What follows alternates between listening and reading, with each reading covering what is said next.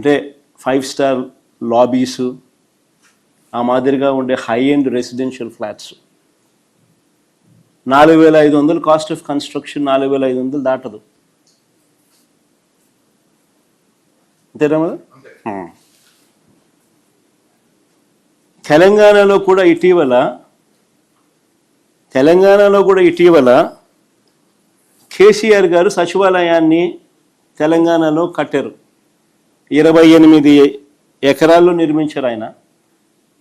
దాదాపు 10 లక్షల చదరపు అడుగులు, 615 కోట్లు. నేను అట్టేసుకున్న 6,000 రూపాయలే. కేసీఆర్ కూడా కన్ను చెదురుతాయి 20,427 రూపాయలు అంటే.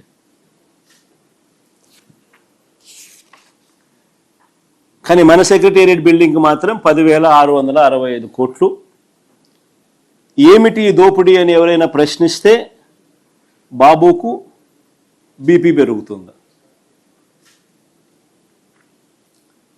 ఈ బిల్డింగ్లు కాక మళ్ళీ కొత్త అసెంబ్లీ అంటున్నాడు, మళ్ళీ కొత్త హైకోర్టు అంటున్నాడు. కొత్త అసెంబ్లీ కోసం 11,21,975 ఎస్ఎఫ్టీ అంట, మళ్ళీ కొత్త అసెంబ్లీ అంట. ఈ కొత్త అసెంబ్లీ కోసం ఇప్పటిదాకా వీళ్ళు తేల్చిన ఖర్చు 1,947 కోట్లు. ఎందుకంటే దానికి సంబంధించి 3 జీవోలు ఇచ్చినారు చూడండి.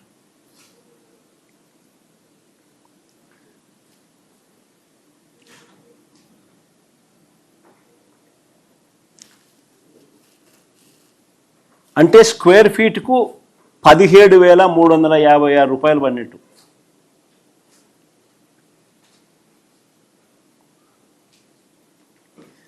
మళ్ళీ కొత్త హైకోర్టు, ఇది మళ్ళీ 20,32,231 ఎస్ఎఫ్టీ. దీనికి ఇంకా పూర్తి టెండర్లు కంప్లీట్ చేయాల. ఇంతవరకు పిలిచిన వాటినే 1,480 కోట్లతో ఇప్పటిదాకా పిలిచినారు. అదే 1,480 కోట్లు. ఇంకా ఇది పూర్తయ్యేసరికి ఇది ఏ స్థాయికి పోతుందో తెలియదు, కానీ ఇంతవరకు పిలిచిన పరిస్థితి ఇది. అంటే ఇప్పటి వరకు 7 బిల్డింగుల కోసం, అంటే 5 బిల్డింగులు సెక్రటేరియట్ పేరిట, ఒక అసెంబ్లీ, ఒక హైకోర్టు, ఈ 7 బిల్డింగుల పేరిట వెరసి 10,665 కోట్లు సెక్రటేరియట్ కోసం, అసెంబ్లీకి 1,947 కోట్లు, హైకోర్టుకు ఇప్పటిదాకా పిలిచిన వ్యయాన్ని లెక్కేసుకుంటే మరో 1,480 కోట్లు లెక్కేసుకుంటే ఈ 7 బిల్డింగులకు ఇప్పటిదాకా 14,092 కోట్లు కేవలం 7 బిల్డింగులకు.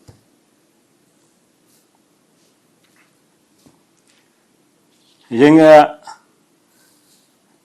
ఇది బిల్డింగుల వరకు పరిస్థితి ఇట్లుంటే, ఇక రోడ్లు చూస్తే నిజంగా మళ్ళీ కళ్ళు చెదురుతాయి.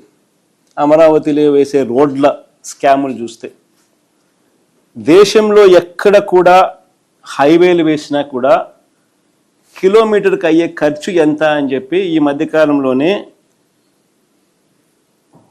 5 సెప్టెంబర్ 2026 పార్లమెంటులో కేంద్ర మంత్రి గారిని, హైవేస్ మినిస్టర్ని నితిన్ గడ్కరీ గారిని ప్రశ్న అడిగినారు పార్లమెంట్లో. ఆయన ఇచ్చిన సమాధానం ఒకసారి చూస్తే, సివిల్ కన్స్ట్రక్షన్ ఎక్కడైనా కూడా యావరేజ్గా రోడ్లు వేయడానికి నేషనల్ హైవేకి అయ్యే ఖర్చు కిలోమీటర్కు 24 కోట్లు అని చెప్పి ఆయన పార్లమెంటుకు ఆయనంతకు ఆయనే లిఖితపూర్వకంగా సబ్మిట్ చేసిన లెటర్ అది. అక్కడ బాగా కనిపిస్తుంది చూడండి, అటువైపు కూడా బాగా కనిపిస్తుంది, ఇటువైపు కనపడని వాళ్ళకు.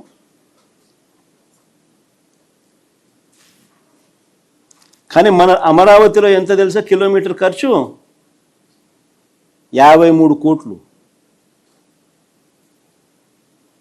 53 కోట్లు.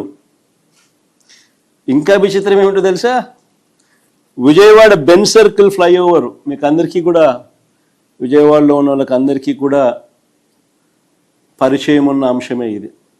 బెన్ సర్కిల్ దగ్గర ఫ్లైఓవర్కు 69 కోట్ల రూపాయలు కిలోమీటర్కి ఖర్చు అయితే చంద్రబాబు నాయుడు గారి సీడ్ యాక్సెస్ నుంచి, అమరావతిలో సీడ్ యాక్సెస్ నుంచి నేషనల్ హైవేకు వారధి వద్ద కలిపే ఫ్లైఓవర్కు వీరు పెడతా ఉన్న ఖర్చు కిలోమీటర్కు 189 కోట్లు.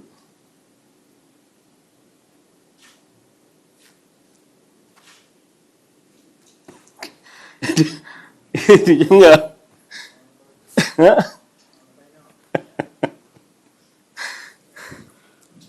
ఇక అమరావతి ప్లాట్ల స్కాములు చూస్తే, ఇక అమరావతిలో అలొకేట్ చేసే ప్లాట్ల స్కాములు చూస్తే చంద్రబాబు నాయుడు గారి మనుషులకు, అంటే ఏబిఎన్ ఆంధ్రజ్యోతి రాధాకృష్ణ గారికి,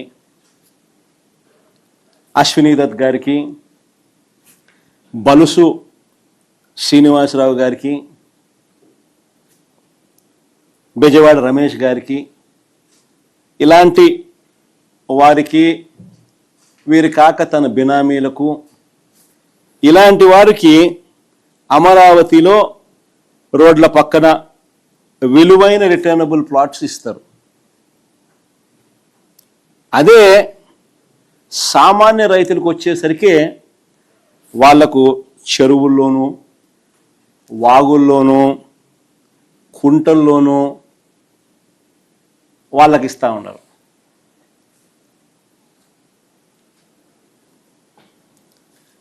అసలు ఏమిటి అన్యాయము?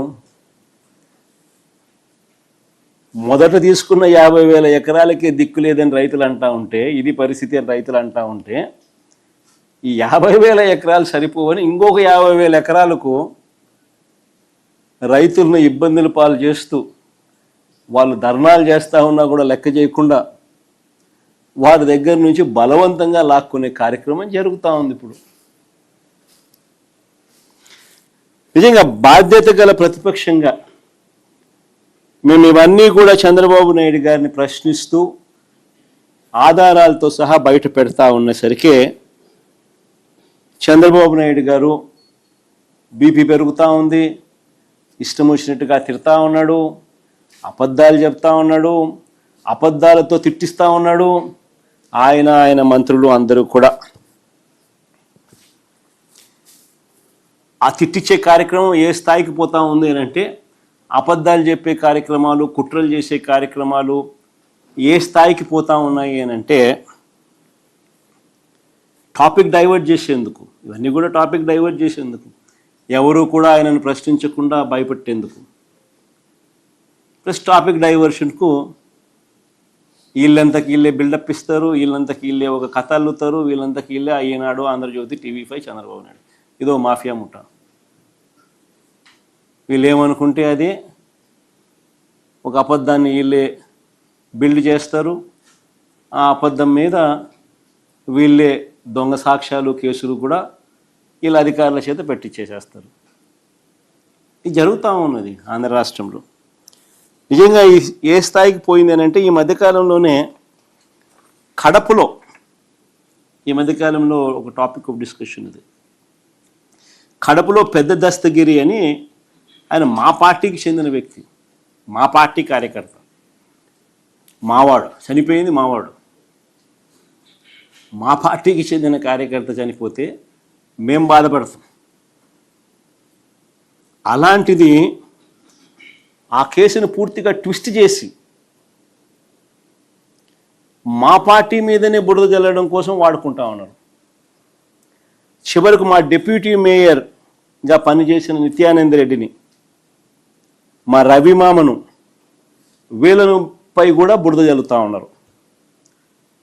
నిజంగా ఆ ఇన్సిడెంట్ ఎలా జరిగింది అని, జాతరలో గొడవ వల్లే ఈ హత్య జరిగిందని స్వయంగా అదే పెద్ద దస్తగిరి భార్య జరిగిన విషయాన్నంతా కూడా మీడియా ముందుకు వచ్చి చెప్పింది. తాము ఎవరికి బినామీ కాదని, డిప్యూటీ మేయర్గా పనిచేస్తా ఉన్న నిత్యానంద రెడ్డితో తమకు ఎలాంటి విభేదాలు లేవని కూడా చెప్పింది. వైఎస్ఆర్సీపీ కార్యకర్తలు వాళ్ళంతా అందరూ కలిసికట్టుగా ఉన్న వాళ్ళే, చనిపోతే బాధపడాల్సింది వీళ్ళే. అయినా సరే చంద్రబాబు నాయుడు గారు తన రాజకీయం కోసం టాపిక్ డైవర్షన్ చేసేందుకు వైఎస్ఆర్సీపీ మీద బురద జల్లేందుకు కుట్రలతో ఏ స్థాయికి దిగజారుతా ఉన్నాడు అని అంటే, చంద్రబాబు నాయుడు గారు ఈనాడు, ఆంధ్రజ్యోతి, టీవీ5 వీళ్ళు నలుగురు కూర్చొని ఒక కథ తయారు చేస్తారు. దాన్నే నిజమని చెప్తారు, పెద్ద పెద్ద అక్షరాలతో రాస్తారు. అధికారంలో ఉన్నారు కాబట్టి, వ్యవస్థలన్నీ వీళ్ళ చేతిలోనే ఉన్నాయి కాబట్టి వెంటనే వీళ్ళ పోలీసులు రంగప్రవేశం లేకి వస్తారు.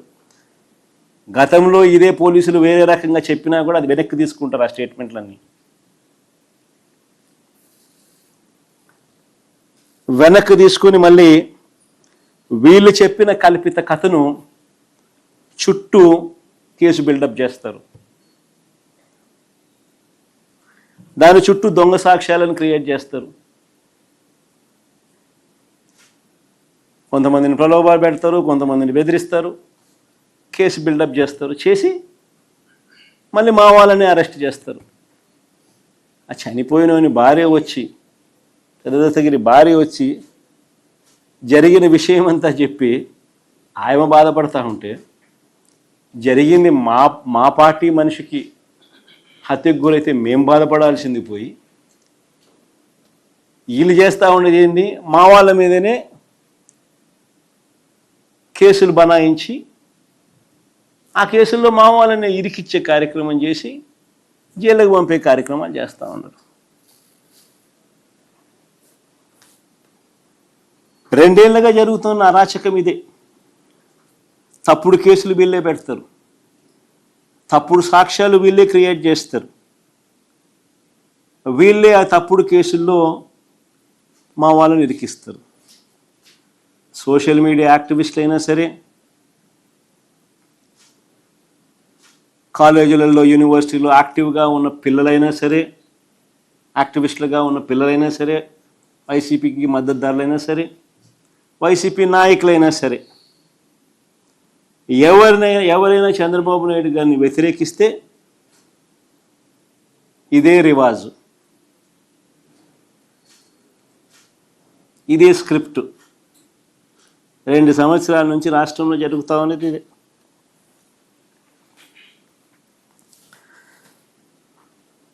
నేను అడుగుతా ఉన్నా అసలు చంద్రబాబు నాయుడు గారిని, అసలు అయ్యా చంద్రబాబు, అసలు ఎవరిదయ్యా గొడ్డలి పార్టీ అని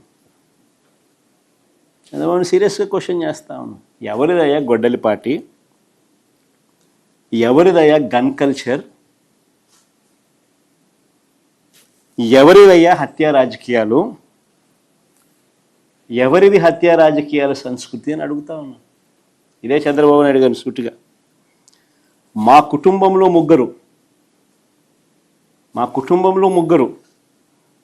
మా తాతగారు, మా నాన్నగారు, మా చిన్నాన్నగారు,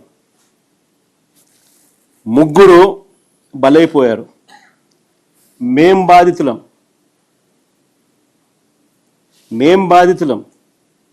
కానీ మాపైనే వీళ్ళు తప్పుడు రాజకీయాలు చంద్రబాబు నాయుడు గారు చేయిస్తారు. మా తాతగారు రాజారెడ్డి గారిని చంపింది ఎవరు అని అడుగుతా ఉన్నా చంద్రబాబు నాయుడు గారిని. టీడీపీ వాళ్ళు కాదా?